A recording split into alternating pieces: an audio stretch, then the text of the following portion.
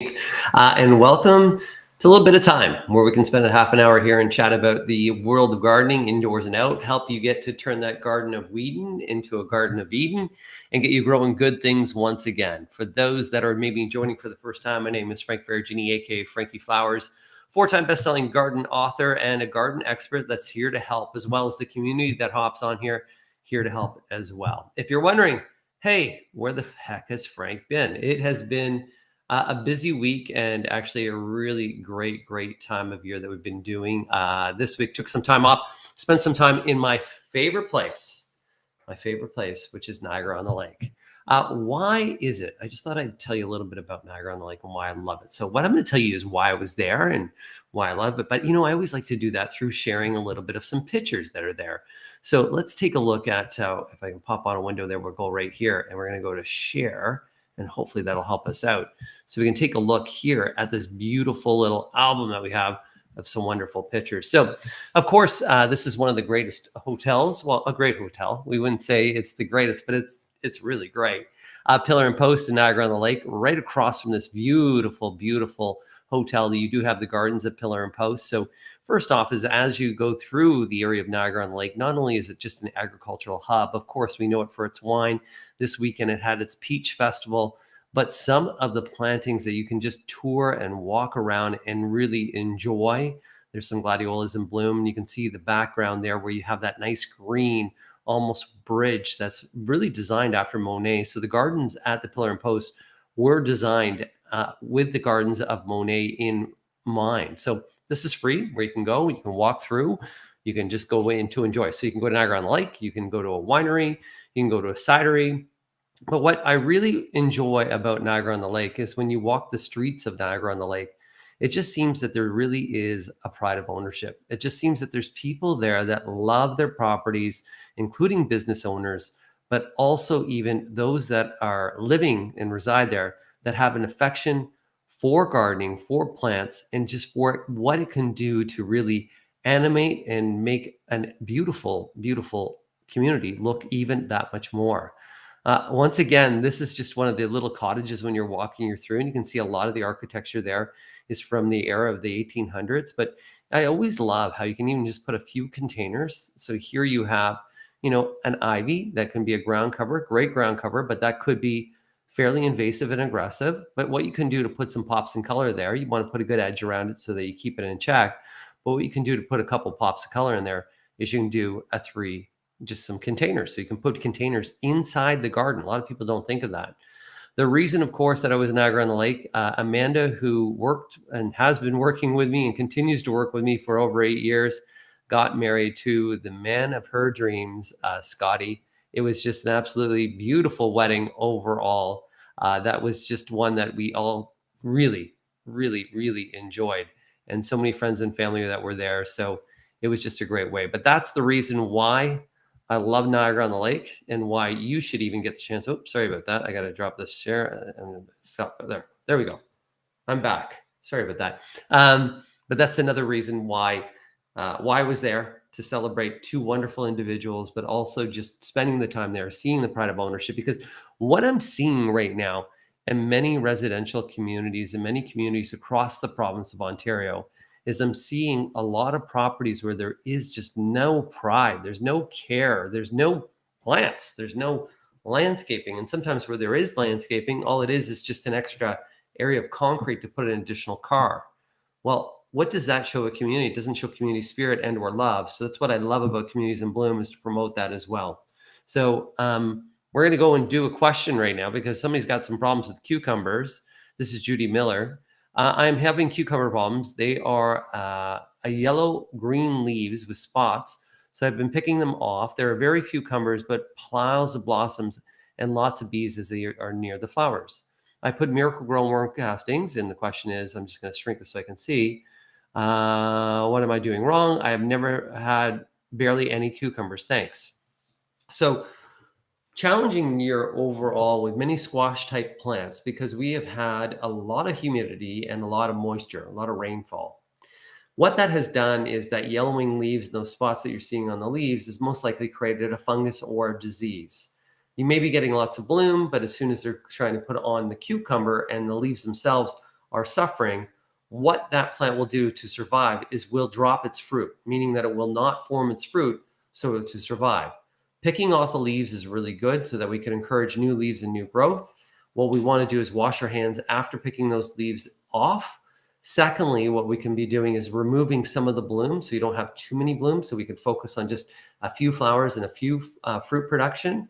And then if you wanted to, we're getting late in the season, as you can put a fungicide down. So if you go to your local garden center and or home improvement store, you will see a green bottle that says fungicide on it. And that is the one that you would use on that. So cucumbers, of course, beautiful, and they're all coming on at one time. But this year, if you're seeing that where you're getting bloom production and no fruit, even though you have bees, the one thing is that just not enough support. The other two is you're just getting male flowers, no female flowers. And often when that happens is you're actually over fertilizing. It can be the other ways. Alex, agreeing with me as well. A beautiful place. Yes, indeed. Niagara on the Lake is a beautiful place. Got a question out there and a shout out this morning from Debbie this afternoon. I got to remember what time it is. Hi, when should we trim low branches on our 10-year-old maple? Thank you. Maple trees are trees that only want to be pruned and only should be pruned when in dormancy. So when we see the leaves fall off your maple tree in the fall, and as we go into winter, that's the dormancy period. And that is the ideal time to prune a maple. You don't want to prune a maple while it's actively growing because it will tend to bleed and sometimes will bleed and actually stress the tree. Do you need to put a pruning paste down after you prune a maple? No, but just wait till the leaves fall. So when it goes into dormancy, and that is the ideal time for it to be pruned at that time. I'm just going to scoot my way up here because we got a couple other things here. My good friend Tanya says, hi, Amanda's wedding will look beautiful. It was beautiful. Amanda is the spreadsheet genius. I will tell you that as well. We got a shout out today from Mary. Hi, Mary Stewart out there too. Paula Polly, my good friend. How are you doing today? Watching, listening from Dublin, Ireland. Have a great one. Hey, Dublin, Ireland. I'm kind of jealous because that is on my bucket list. My mom is Irish Scottish. My dad is Italian. So I do want to go back to some of my roots and basically go visit Ireland, somewhere that I've never been. And I love Guinness, so why not? Hi from Beaton or Beatown, Beaton, Ontario, which is just outside where I am, is known as Beatown because they actually have a honey festival there, and used to be where there was a lot of beekeepers back in the day, and there's still some big beekeepers that are there. Connie saying, hi, Frankie, happy, beautiful Sunday. It has been a decent Sunday.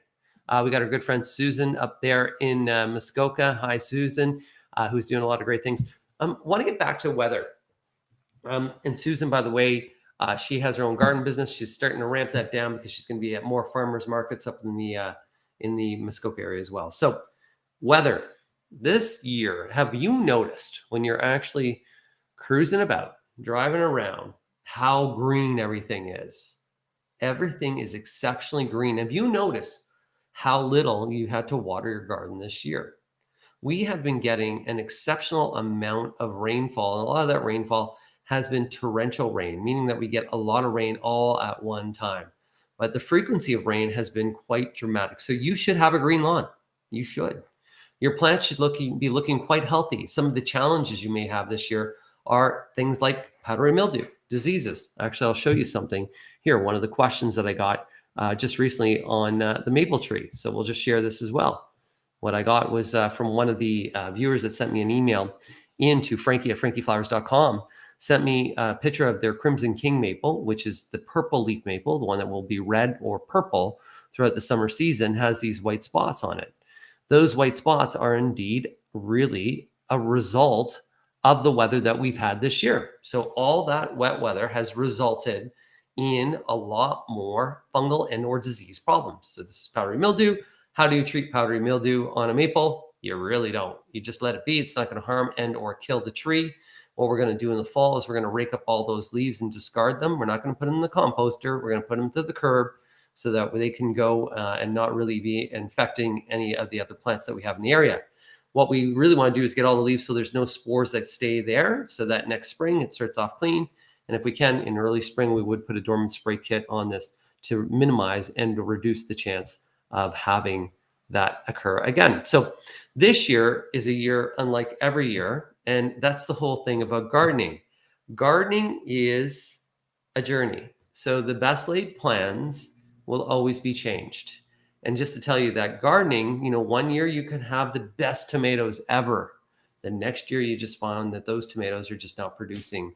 And that year could be a year where it's a cooler summer, not a lot of sunlight, not a lot of heat units. Tomato season this year, even though it's actually rained quite a bit, we've seen enough light and heat units that tomatoes are exceptionally good this year. You should actually have some fairly good production of tomatoes and peppers. Things that have struggled, things like your dill probably went to seed pretty easy. Your spinach maybe bolted quickly. Your romaine bolted quickly as well. So those are just some of the different things I wanted to share as well. Just another comment here about beautiful Niagara on the Lake. Yes, thank you for sharing. Lori Smith is saying that as well. Matthew's always asking me about movies. Matthew Amos, have you seen Super Mario Brothers? I have not yet, but I plan to for sure. Tanya's saying she was in Ireland this year in May. My family's heritage. Ireland would be the best place to go see. We got a hi from Newmarket, Ontario, the place where I was born, of course. We got a shout out here too from St. Catharines.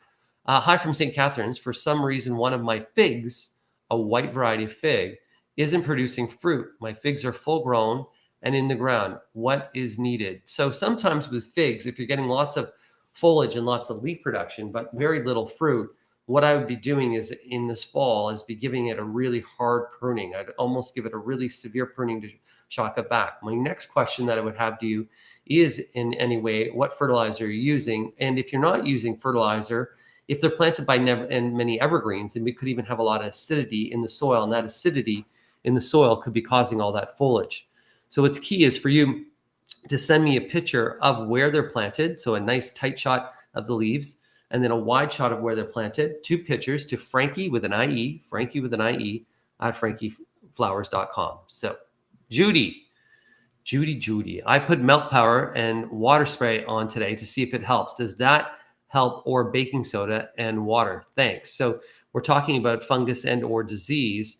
The milky powder, the concern that I would have with that is we just want to really test one area before you then broadcast all over, because we want to make sure the mixtures are not too thick, not too thick of a milky powder, so that it would not actually starve out the root itself, actually block the root from doing its exchange of oxygen and carbon dioxide, which is all through photosynthesis that happens.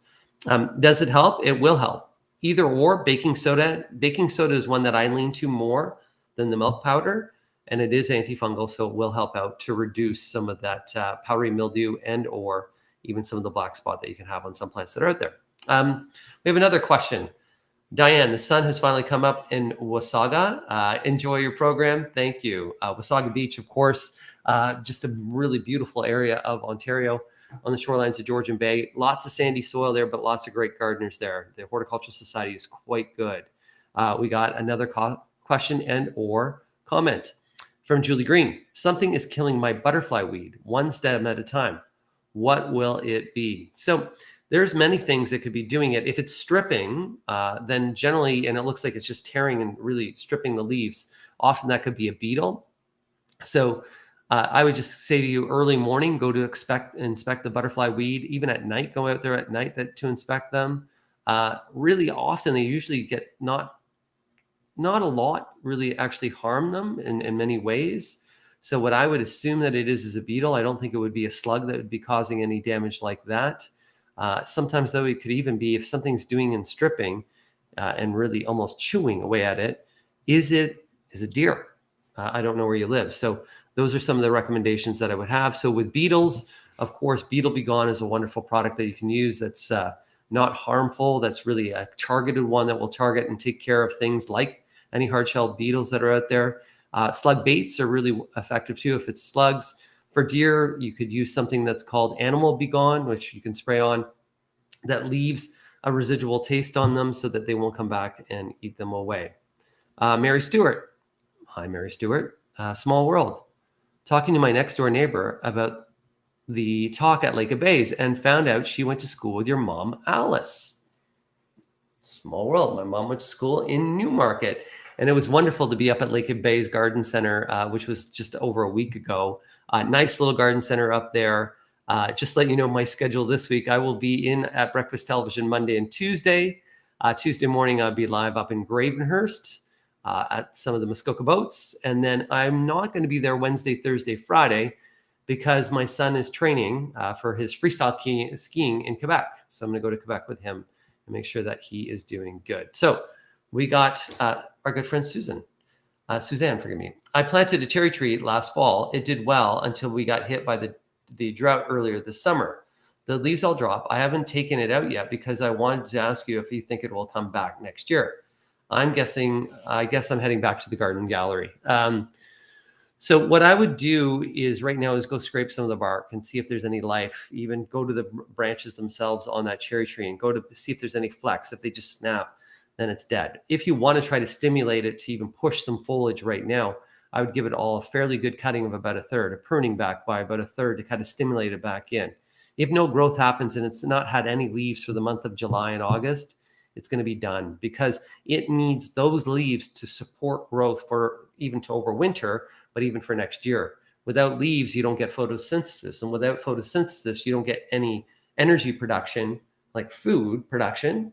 That's how they basically feed themselves, even though we give them a fertilizer. But it's through sun, water, and the process of photosynthesis that plants grow. Without leaves, it's basically leaves are like what helps a plant breathe and convert energy over. It's like a major organ. So it's like not having a major organ during a long period of time. So I hope that kind of answered you there.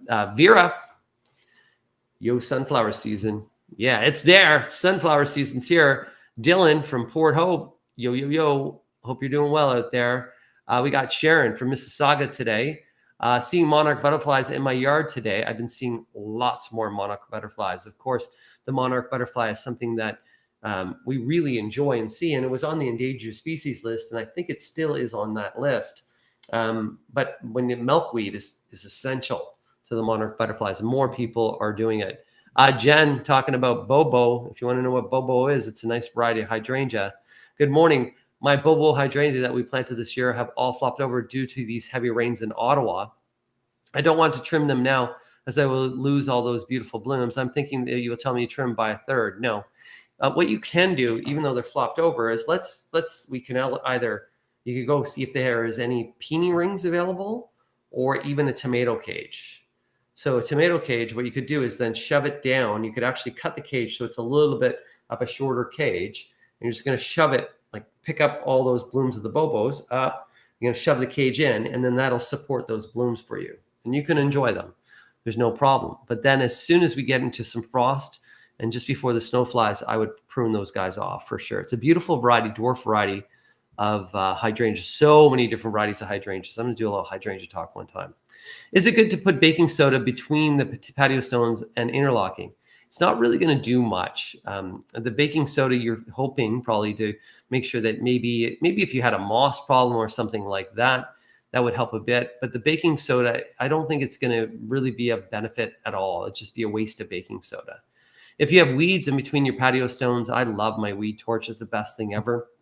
The other thing too is you can actually take a pressure washer and try to wash that area of those patio stones and then use a silica sand in between the patio stones. That silica sand is a binder, and that binder will actually not allow a lot of weeds to grow through. Some weeds will still get through, but there you go. We got another question there as well. Hi, Frankie. Can I plant a little lime punch hydrangea in part sun? Thanks. It will do decently well in part sun, but it depends on how much part sun is part sun. If it's getting dappled light throughout the day, it's going to do well. If it's only getting 4 hours of sunlight, it's not going to do well. It needs 6 to 8 hours of direct to indirect sunlight. So that's probably the best way for me to describe it for you. But they will do well in part sun, but sometimes people think part sun is more shade. So it needs to get, dappled light coming through the trees, but there's still pockets of light coming through. Super important. We got a comment, I think, here from T-Bone. Afternoon, Frank. Red onions don't like this weather. Struggling to grow like others this year. A lot of root vegetables, onions and things like that. These torrential rains that we're getting will cause a lot of rot. So a lot of the root veg, when it comes to harvesting, if we don't dry up a bit, we can actually have a lot of this that will not store well. So I mean, we might get good size, we may get decent onions, but even if you say the red onions, well, the red onions, once the tops fall over, you got to lift them, as you know, T-bone. You got to let them dry, and if there's too much moisture content within that onion, when you go to store, the onion's going to rot. So we do need a little bit drier out there for the onions, of course, out there. We got a question here about a popular weed, not a popular weed, but one that's quite common. How do you get rid of creeping Charlie? I had a bad case of my lawn this year from Nova Scotia. Hey, great to hear from you out there in Atlantic Canada. Beautiful part of the country, of course. Creeping Charlie, perennial weed. It's a pain in the rear, and it's actually going to be a pain in your back because you're going to have to bend over a lot to remove it. The issue with creeping Charlie is every time you go to remove creeping Charlie, it'll actually break and then become two pieces. So it actually spreads every time you remove. However, the only way to get rid of it is to try to remove as much as you can and then starve the leaves from coming out. So when we always kind of remove leaves from them, it doesn't give energy back to the plant. If you're removing a patch of creeping Charlie, I would actually go beyond that patch of creeping Charlie, remove the sod, and then put sod down. I would actually put sod on top of that area versus seed and or soil. The sod would actually help smother the creeping Charlie further, and that'll actually help you win the battle. A reminder with your lawn, allow the blades of the lawn to be a little bit taller. That'll shade out below. That won't give as much light to those leaves on the creeping Charlie, which will also help to starve them. Creeping Charlie can take several years to take care of. If you're wondering if there's anything on the marketplace to spray and or control, there is cosmetic pesticide bans right across the country, including Nova Scotia. So a non-selective herbicide that you would years ago used to use on that is no longer available or Health Canada approved. Here we go. Another question that we have here about Japanese maples. Japanese maples are having sections of curling and dying leaves. What will cause this? The one in the front now has empty branches and the rest will grow back in. So maples at this time of the summer season can get sun scorch, and usually those curling, drying leaves are sun scorch, which the Japanese maple will drop its leaves and then refoliate. The only other type of leaf curl that can happen is if maybe somebody was doing some construction work in the area, digging down, disturb the root system. That's the other thing that can happen. But more than likely, it's sun scorch. So what do you do to remedy that? Just make sure that it doesn't go dry, that your Japanese maple will not go dry for periods of time. We've been getting lots of rain in southern Ontario, but I don't know where you're watching from. So just an occasional deep and frequent watering, deep watering, soaking every 2 to 3 times per month until the snow flies. That's all you can do for that little guy there. We have another one here from Valerie. Hi, Valerie. Looking forward to these half-hour shows. Thank you for great advice, and it really works. Well, that's why I'm here. So I am here, number one, to help you. Number two, I love talking about gardening. It's just kind of fun. I can geek out. Number three, if I don't continue to use it and see these questions and try to challenge myself, I'm going to lose it. So I want to learn. I always want to learn. And when it comes to the world of gardening, you can always learn. So Valerie, just thanks for joining me. It's a pleasure to spend some time with you. Valerie has a question too about sunflower advice. Don't plant on the east side of the house. All I see is the backs of them. It's funny, but you know what? So it's really amazing because the east side, that's where they'll be starting. And in the morning when the sun comes up, they're facing east. So that means you're a late riser because, of course, that sunflower head moves with the sun. That's why they call it a sunflower. So the sunflower head will be facing west in the late afternoon, evening, and face east in the morning, and it tracks the sun. So if you're not seeing them, that means you get out of bed a little bit later. I'm not seeing them because I get out of bed and it's dark, and their heads are tilted at that time. We got Marianne. Thank you so much out there.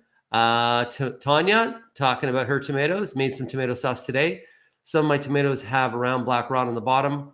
What did I do wrong? Of course, that's blossom end rot. What did you do wrong? Often when you have inconsistencies in weather, and we get a lot of rain, not a lot of rain, and sometimes where you miss the occasional watering, and Tanya, I know you traveled a lot this season, that's when you'll get the effects of blossom end rot. A reminder in spring, just using a fertilizer with calcium enriched will really help you out there. And sometimes you'll get those tomatoes that have that. If you see those on there right now, I would recommend you removing those tomatoes off and just discarding them. And your tomato plant should produce some others that are out there. But Tanya, of course, she's always testing some new varieties. I'm going to bring Tanya on in a couple of weeks when I can figure out how to do that. We're going to talk about some new varieties and what's going on in the world of gardening out there as well. We got a question and or comment that's there from Susan J. Hi, we planted 3 cherry trees at the back of our property. Has never had a batch of cherries. I may have had 3 cherries over 5 years. Any idea what I can do to have cherries? So when you have a lack of cherry production, first off, we want to make sure that we're planting cherries that will pollinate and or have the ability to pollinate themselves. So if we're planting cherries that don't match, the varieties of 3 different varieties that don't match, the pollination may not happen. Next, sun. They need sun. They need lots of sun that's out there. After that, pruning. Making sure that any inward growing branches are pruned out, super important. Around the base of the cherry trees, even removing some of these, if you have grass growing right up along the base, removing that grass around the bottom will actually give them some extra energy. So the question that I would have for you is, send me a picture of where you have these cherries planted. What varieties of cherries did you plant? And I can look at what the pollination is for those. And then we can figure out why you're only getting a few berries. The other thing that happened this year, which really impacted fruit production this year on many plants, was we had a lot of warmth in April. Like it was a really warm April. And that pushed all the bloom out. And then we had, in some areas of the province of Ontario, and even across Canada, we had cold nights with frost. And that frost actually knocked the blooms off the cherry and off some fruit. And because of that, we didn't get that much production, and you can't put more flowers on. So it could even be weather related that the problem is, but by sending me a picture, a nice wide shot of where they're planted, and then a tight shot of the leaves, we can figure out what's going on. Frankie at frankieflowers.com. Okay.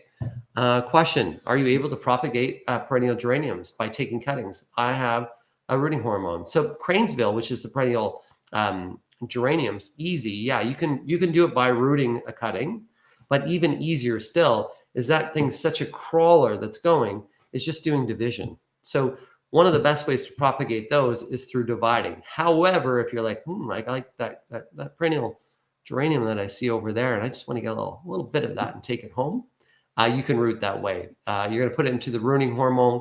That will take probably 4 to 6 weeks before it actually bears a root, and then you're going to plant it after. You would want to root it in a potting soil, would probably be the best way to do that as well. And that would be a stem root number 1 or stem root number 2 if you have the rooting hormone is the one that you would use for that. Marlene says, my basil doesn't like this weather and it's not growing very fast. Will you please forecast warm and sunny weather, please? I am sick of the clouds in Toronto. I'm going to do my best at forecasting that weather, but I'm going to tell you a wonderful variety of basil that I want you to try for next year. Emerald Towers. Emerald Towers basil is an amazing, smaller, pungent leaf, flavorful basil. Amazing. That doesn't get really some of the mildews that will happen, some of the blights that will happen. So it's a wonderful hardy variety that does well. And mine is like going gangbusters. I have 2 big plants in the back of my yard right now. So next year I would try Emerald Towers. That would go there. And then we got another little recommendation here, which is Rebecca. Raking creeping helps loosen the vines. A little less bending, LOL. Yeah, you can rake and try to remove as much as you can, but it's the root because it's a perennial. We want to try to remove as much root as possible. And there's a lot of bending when it comes to removing a lot of perennial weeds that are out there. I love that on the community, we have people in the community chatting with each other and saying, hey, Tanya, looking forward to seeing you on with Frank. Love that. Francesca, I think it is. Hello, Frankie. Hope you're having a great weekend. I am. Fantastic weekend. Had a fantastic wedding that we all got to enjoy and to share as well. So that sets you off for a really great one that's out there. And here you go as well. Tanya is saying as well, Emerald Towers is the best. Never goes into flower. It is a wonderful variety of next year, guys. I'm telling you, I told a lot of people a few years ago, Cherokee Purple tomatoes, my favorite heirloom variety tomato. And I'm getting people that are telling me that is a fantastic tomato. If you want a wonderful variety of basil, Emerald Towers is it. Like, it's not going to disappoint you. It's going to produce. It's going to produce out there. We got another comment, and this will be the last one. Canadian Thistles, OMG, which stands for, oh my goodness, help. So the Canadian Thistles, the key is number one, you got to remove them and wear gloves and remove them. Number two is we want to remove them before they set their seeds. That purple thing that you see on the top is their flower. And after they set their seeds and go into bloom, they're actually going to disperse more seeds around, and you're going to get more of that thistle that grows. So even if you can't remove it, and the best time to remove weeds is after rain, because the soil is nice and loose. So that's when after a rainfall, when the soil's wet, that's when you should remove weeds. If though you don't have time to remove the weeds and you're like, I just can't pull them, make sure you're cutting the tops off to remove those flowers so we're not setting seed to have additional weeds that are out there. So once again, guys, I think what we're going to do is for next weekend as well on Sunday, we'll do 5 o'clock on Sunday as well. So for all those, I'll see you next week, Sunday, 5 p.m. I'm heading off to Quebec later this week. I'll see you tomorrow morning on Breakfast Television at 6 a.m. Let's just hope that you guys have a blooming good time. I hope you guys and all of us had a couple smiles today, learned a couple things. Maybe I inspired you today. And let's just hope that this week is blooming great for all of you. Health, happiness, and keep smiling. Ciao for now.